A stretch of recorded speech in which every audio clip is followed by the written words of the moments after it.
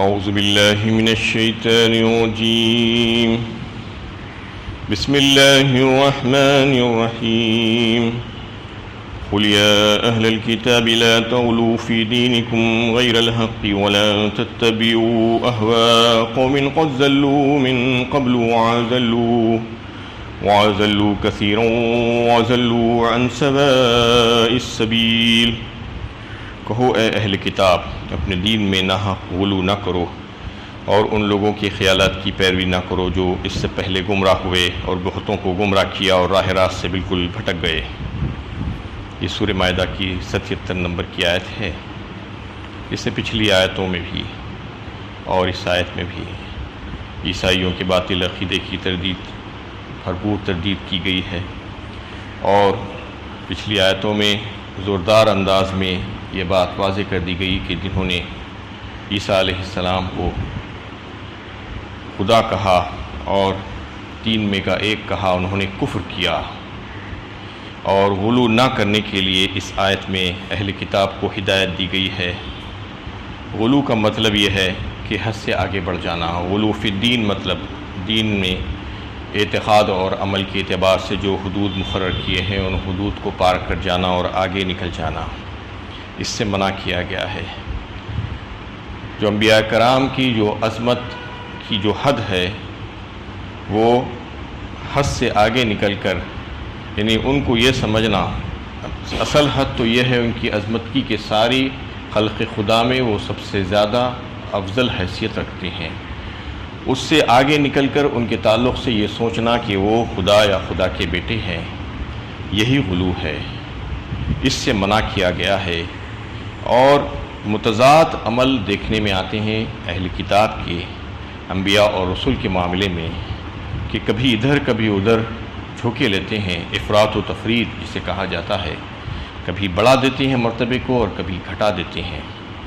جاہل آدمی کی نشانی ہے کہ افراط و تفرید کا شکار ہوتا ہے، کبھی بھی اعتدال کا رویہ، میانہ روی کا رویہ اختیار نہیں کرتا، بلکہ شدت اس کے عمل میں، اس کے اعتقاد میں ہوتی ہے۔ یہ جہالت کی نشانی ہے۔ ویسا ہی انہوں نے کیا تھا، یعنی کبھی انبیاء کرام اور دیگر لوگوں کے بارے میں اتنا بڑا چڑھا دیا، ان کو افراط کر دی، ان کے بارے میں حد سے زیادہ ان کا جو مقام و مرتبہ تھا اس سے زیادہ کر دیا، اور کبھی اتنی کمی اور کوتاہی کر دی کہ ان کو کہاں سے کہاں پہنچا دیا، اور ان کی نہ صرف تکذیب کی بلکہ ان کو قتل بھی کر ڈالا۔ اس سے بچ کر رہنے کے لیے اس میں کہا گیا ہے جو اہل کتاب کو جو ہدایت دی گئی ہے اور دیگر قیامت تک آنے والی نسلوں کو اس آیت میں جو ہدایت دی گئی ہے وہ دین کی بنیادی حیثیت رکھتی ہے کہ اگر کوئی اس میں آگے نکل جائے گا تو پھر وہ گمراہی کے گڑھے میں چلے جائے گا۔ اس سے منع کیا گیا ہے، اس سے روکا گیا ہے، اور پچھلی قومیں اور امتیں ہلاک و برباد ہوئی غلو کی وجہ سے۔ اسی وجہ سے امت مسلمہ کو اللہ تعالیٰ بار بار متنبہ اور خبردار کر رہے ہیں مختلف انداز میں کہ تمہارے سامنے یہ حالات پیش کر دیے گئے ہیں پچھلی قوموں کے، اور تم ایسے کام کبھی بھی نہیں کرنا۔ لیکن بدقسمتی سے امت مسلمہ بھی اسی کام میں ملوث ہو گئی اور غلو میں پڑ گئی، یعنی اپنے بزرگوں کے ساتھ، اپنی نبی کے ساتھ انہوں نے غلو کیا۔ اللہ رب العزت جو ہم سب کا خالق و مالک ہے، اس کی جو خصوصی صفات جو ہیں، جیسا کہ یعنی ہر جگہ حاضر و ناظر ہونا، عالم الغیب ہونا، رازق ہونا، خالق ہونا، یہ بہت سی ایسی صفات ہیں جو صرف اور صرف اللہ رب العزت ہی کے لیے خاص ہیں۔ اس کو دیگر غیر اللہ میں تلاش کرنا اور نبیوں میں جو ہے اس کو دیکھنے کی کوشش کرنا، یہی غلو ہے اور یہی شرک ہے۔ اور اس سلسلے میں امت مسلمہ نے نبی کریم صلی اللہ علیہ وسلم اور اولیاء اللہ کے ساتھ اسی قسم کا غلو کیا کہ ان کو خدائی صفات کا حامل سمجھا اور ان کو انہیں قادر مطلق کا درجہ دے دیا، مختار کل سمجھ کر ان کے سامنے اپنی حاجتیں رکھتے ہوئے، ان سے فریادیں کرتے ہوئے ان کو مشکل کشائی کے لیے پکارنا شروع کر دیا۔ یہی غلو ہے۔ اس غلو سے جو ہے بچایا گیا تھا اور کہا گیا تھا کہ تم ادھر یا ادھر نہیں ہونا، بلکہ اعتدال کی راہ چلنا۔ جس کا جو درجہ اللہ تعالیٰ نے جو مقرر فرمایا ہے جس کی جو صفت ہے وہی صفت اس کے بارے میں سوچنا، اس میں دیکھنے کی کوشش کرنا۔ اس سلسلے میں اگر آپ دیکھیں تو اللہ تعالیٰ جو مالک حقیقی ہے وہ یعنی زمین و آسمان کے درمیان جتنی مخلوقات اور موجودات ہیں ان سب کا مالک وہی ہے۔ للہ ملک السماوات والارض،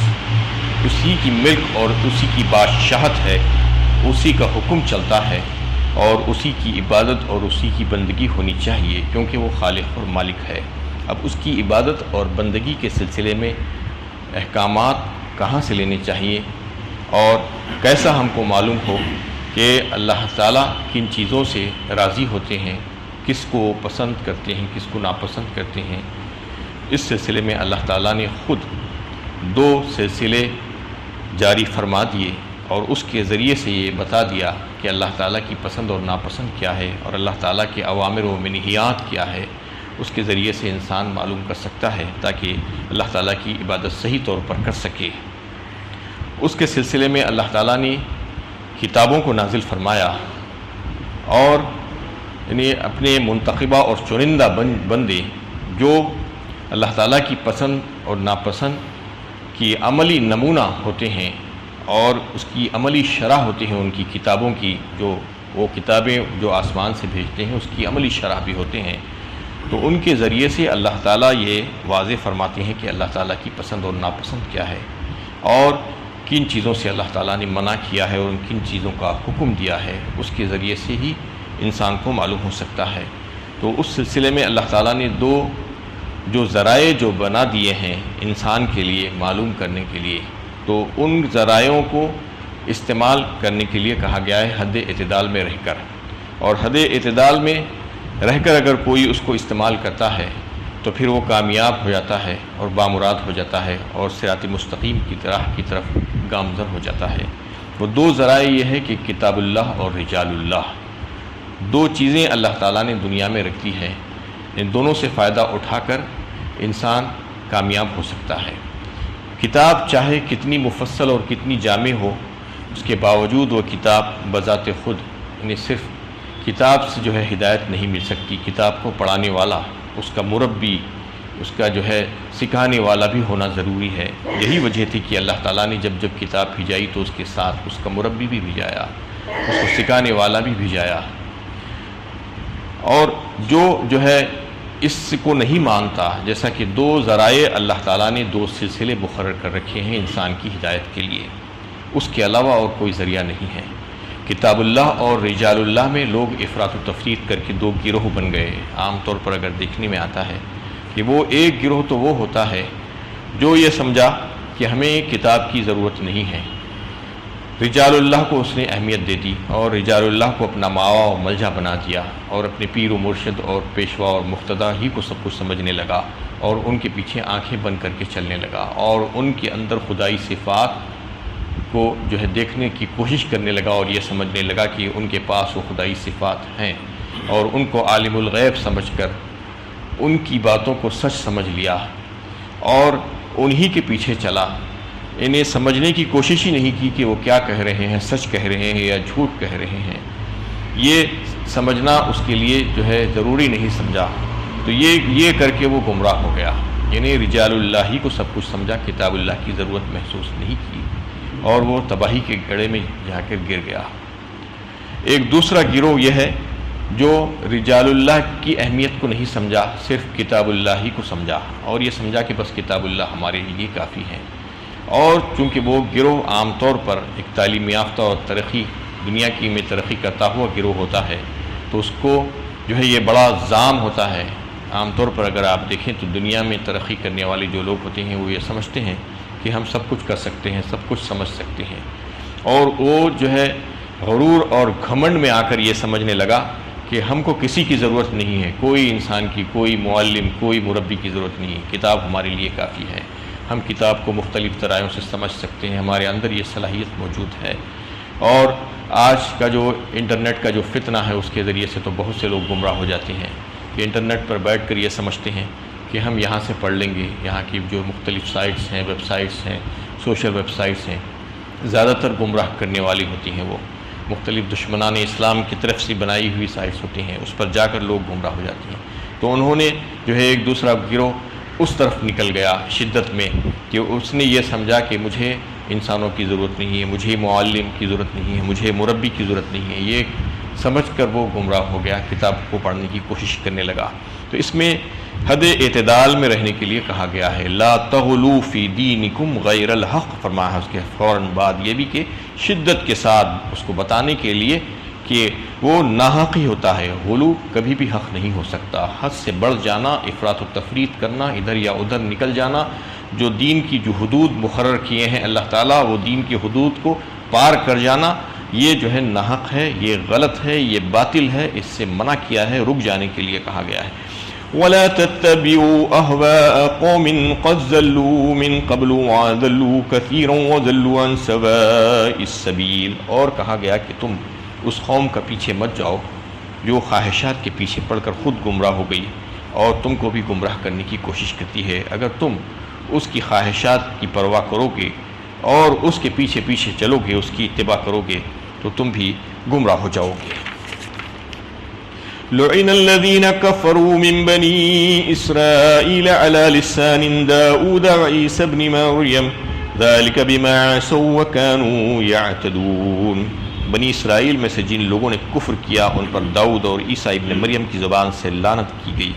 یہ اس لیے کہ وہ نافرمان ہو گئے تھے اور زیادتیاں کرنے لگے تھے۔ جو سرکشی کرتے ہوئے آگے نکل گئے، دین میں غلو کیا، جو شرارت کی، ان کے اوپر اللہ تعالیٰ کی طرف سے لعنت ہوئی۔ دو انبیاء کرام کا تذکرہ یہاں پر کیا گیا ہے کہ ایک تو داؤد علیہ السلام کی زبان میں اللہ تعالیٰ نے ان کو سخت جھنجھوڑا اور لعنت کی، اور دوسرے عیسیٰ علیہ السلام نے ان علماء کو بھی جو عیسیٰ علیہ السلام کی مخالفت میں پیش تھے اور جن دین کی اصل حقیقت کو نظر انداز کر کے محض ظاہرداری کو لے کر بیٹھ گئے تھے، ان کے اوپر بھی سخت لعنت ملامت کی۔ یہ دونوں انبیاء کرام نے لوگوں پر لعنت کی جو دین میں غلو کیے اور دین میں ایک کا ایک کر دیا اور بدعت اور دیگر چیزوں کو شریک کر دیا۔ ذَلِكَ بِمَا عَصَوْا وَكَانُوا يَعْتَدُونَ، کیونکہ وہ نافرمان ہوئے تھے اور زیادتیاں کرنے لگے تھے۔ كَانُوا لَا يَتَنَاهَوْنَ عَن مُنكَرٍ فَعَلُوهُ لَبِئْسَ مَا كَانُوا يَفْعَلُونَ، برائی کے ارتکاب سے وہ ایک دوسرے کو روکتے نہ تھے، بہت بری بات تھی جو وہ کر رہے تھے۔ بنی اسرائیل کی عام حالت یہ ہو گئی تھی کہ انہوں نے برائی کے ارتکاب کو ہوتے ہوئے دیکھتے ہوئے بھی اس کو روکنا چھوڑ دیا تھا، جس کا نتیجہ یہ نکلا کہ شر پسندوں کے حوصلے بہت بلند ہو گئے۔ اس سے منع کیا گیا ہے اور اس سے امت مسلمہ کے لیے زبردست سبق اور انتباہ ہے اس میں، کیونکہ امت مسلمہ کو ہدایت دی گئی ہے، کنتم خیر امت اخرجت للناس تأمرون بالمعروف وتنہون عن المنکر، کہہ کر یہ ذمہ داری ڈالی گئی ہے فریضے کے طور پر کہ تم نیکیوں کی طرف، بھلائی کی طرف، خیر کی طرف لوگوں کو بلانے والے اور جو ہے گناہوں سے لوگوں کو روکنے والے ہو جاؤ، تم خیر امت ہو۔ یہ امت کو جو ہے یہاں پر فریضے کے طور پر بتایا گیا ہے، کیونکہ اگر برائیوں سے اور گناہوں سے روکنے کی کوشش نہیں کی جائے گی اور نیکیوں کی طرف راغب نہیں کیا جائے گا لوگوں کو، تو معاشرے میں جو ہے خیر نہیں پھیل سکتا، برائی پھیل جائے گی اور برائی سے بھر جائے گا معاشرہ، اور لوگ جو ہے حد سے زیادہ آگے بڑھ جائیں گے اور ان کے حوصلے بلند ہو جائیں گے جو شر پسند قسم کے انسان ہیں۔ تَرَى كَثِيرًا مِّنْهُمْ يَتَوَلَّوْنَ الَّذِينَ كَفَرُوا لَبِئْسَ مَا قَدَّمَتْ لَهُمْ أَنفُسُهُمْ أَن سَخِطَ اللَّهُ عَلَيْهِمْ وَفِي الْعَذَابِ هُمْ خَالِدُونَ، تم ان میں سے بہت سے لوگوں کو دیکھو گے کہ وہ کافروں کو اپنا دوست بناتے ہیں، نہایت برا سامان ہے جو انہوں نے اپنے مستقبل کے لیے کیا کہ اللہ کا ان پر غضب ہوا اور وہ ہمیشہ کے لیے عذاب میں رہنے والے ہیں۔ اس سے پہلے بھی کئی ایک آیتوں میں، یہاں پر بھی سورہ آل عمران میں بھی اس بات سے، اس کام سے منع کیا گیا تھا کہ تم کافروں کو اپنا ولی دوست مت بناؤ، اپنا موالات میں جو ہے ان کو شامل مت کرو، ان کو اپنا دلی رازدار مت بناؤ۔ لیکن کہا یہاں پر اس آیت میں بھی بتایا جا رہا ہے کہ یہ لوگ مسلمانوں سے تو نفرت کرتے ہیں، ان سے بیزار ہیں، ان سے دشمنی رکھتے ہیں، لیکن اللہ کے جو دشمن ہیں وہ کافر اور مشرک، ان سے دوستی کرتے ہیں، ان کے دوستی کی پنگے بڑھاتے ہیں اور ان کے ساتھ نرم رویہ اختیار کرتے ہیں۔ یہ بہت ہی بری بات ہے ان کے مستقبل کے لیے، اس سے وہ تباہ و برباد ہو جائیں گے اور اللہ کا غضب ان کے اوپر ہوا یہاں پر بھی اور وہاں پر بھی، ہمیشہ کے لیے وہ عذاب میں رہنے والے لوگوں میں سے ہوں گے۔ وَلَوْ كَانُوا يُؤْمِنُونَ بِاللَّهِ وَالنَّبِيِّ وَمَا أُنزِلَ إِلَيْهِ وَمَا اتَّخَذُوهُمْ أَوْلِيَاءَ وَلَكِنَّ كَثِيرًا مِّنْهُمْ فَاسِقُونَ۔ اگر یہ اللہ، نبی اور اس کی طرف نازل شدہ کتاب پر ایمان رکھنے والے ہوتے تو کبھی کافروں کو اپنا دوست نہ بناتے، لیکن ان میں زیادہ تر نافرمان ہیں۔ یہاں پر پھر سے اللہ تعالیٰ نے مقرر ان کے تعلق سے یہ فرمایا کہ اگر یہ ایمان والے ہوتے، اگر یہ اللہ پر ایمان رکھتے، مانتے اور نبی اور ان کی طرف نازل شدہ کتاب جو ہے اس بات کو تسلیم کرتے کہ یہ اللہ ہی کی طرف سے ہے اور یہ حق ہے، تو پھر اس کے بعد وہ کافروں کو اپنا دوست نہیں بنا سکتے۔ جو کافروں کو اپنا ولی دوست بنا رہا ہے تو اس کا مطلب یہ ہے کہ وہ اس کا اللہ پر ایمان نہیں ہے۔ ان کو جو ہے اس میں بتایا گیا ہے کہ یہی حال یعنی منافق صفت مسلمانوں کا ہے کہ وہ مخلصین سے بیزار اور بیر رکھتے ہیں ان سے، اور کافروں اور مشرکوں کی طرف سے دوستی رکھتے ہیں، اور وہ دعوے میں بالکل جھوٹے ہیں کہ ہم اللہ پر اور نبی پر اور کتابوں پر ایمان رکھتے ہیں، کہ ہم موسیٰ کو اللہ کا پیغمبر مانتے ہیں اور تورات کو کتاب الہی مانتے ہیں۔ یہ دعویٰ وہ کرتے تھے لیکن وہ دعوے میں اپنے سچے نہیں تھے۔ اللہ تعالیٰ یہ بتانا چاہ رہے ہیں کہ اگر وہ دعوے میں سچے ہوتے تو پھر ایسا نہیں کرتے، وہ غیروں سے دوستی نہیں کرتے، اللہ کے دشمنوں سے دوستی نہیں کرتے۔ وآخر دعوانا ان الحمد للہ رب العالمین۔